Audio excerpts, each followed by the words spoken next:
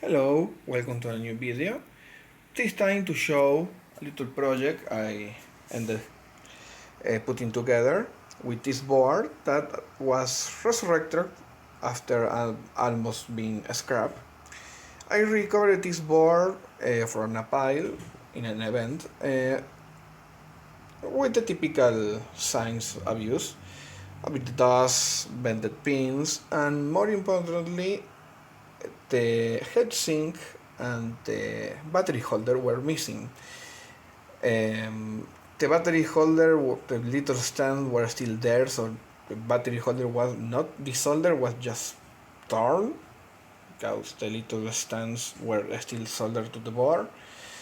But I was telling myself, okay, I'm going to try it. The board was looking intact for the most part aside that, so let's give it a try. Going to try to put an image from a photograph from my first set when I put just a loose heatsinks above the chipset and about the Celeron 420 that I used it to test the board at first.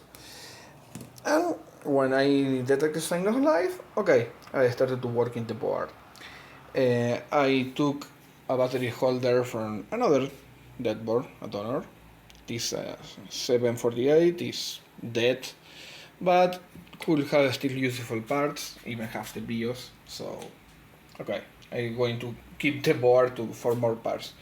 And the heatsink came from this similar, not equal, but similar board that is also dead. I'm not throwing it away because I can remove other things, so later see what would have happened.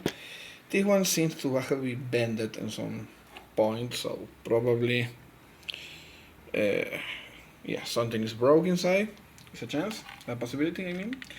So I take a heatsink from this one, even if the tabs were not exactly the same, but was good enough to be able to more or less connect, and with the pressure point they put there is holding perfectly. So there you go. It's a nice board. It's running again Cinebench R15. I already run it once to see stability, the typical score, so working fine. And the funny thing about this board, I didn't realize at first, this is a Intel, no, where's the name? I forget right now. This is a Intel DG31PR board. The funny thing about this one, I'm going to put the link to the specification in the video, is I have this same exact board several years ago, and was kind of my first, you might laugh, gaming machine. Of course, the onboard graphic of these boards is not worth for anything, gaming wise at least. But this was my machine, and I installed GeForce 9600 GCO, a kind of weird model from EVGA. Used that for a lot of years. That board was huge. I remember barely entering my case. Sadly, the board is dead, and I have it in somewhere, but don't remember exactly where. But it is dead. So my idea with this machine is going to be to recreate that machine. Of course, I have to put a bit more RAM. 4 GB is the maximum that this board takes. It's currently running with 2.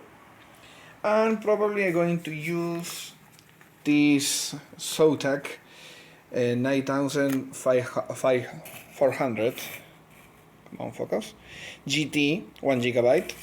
That is the more similar thing, the more similar car I currently have to my old battle horse. So, and of course a much better hard drive. I'm probably going to use a Western Digital Blue. I should have one. And yes, I had one of these one, 500 GB Western Digital Blue. Was kind of similar or more or less the same that I have when I put that video card in my old dual core machine. Recreate that computer and, for example, try to run the original Mass Effect and Mass Effect 2. There were the two Mass Effect games. I played it with that computer. Mass Effect 3, I kind of confused right now. And see how it compares, for example, to running the remaster edition I have in my new rig. So yes, kind of a fun thing to do. It's not to run. Sorry, there's a section missing there. The ratio to all CR3 is not ideal sometimes for this type of thing, but it's running perfectly. Temperatures are also inside the spec, doing fine. Even if this cooler is not necessarily permanent because it's not in the best of shape, and I use it to test out boards because it's easy to put in and out. So there you have it. I'm going to write a post for my blog with this and a few other things. So I hope you enjoy this video, and I'm going to try to put more content together soon. So thanks for watching. Bye, and please subscribe.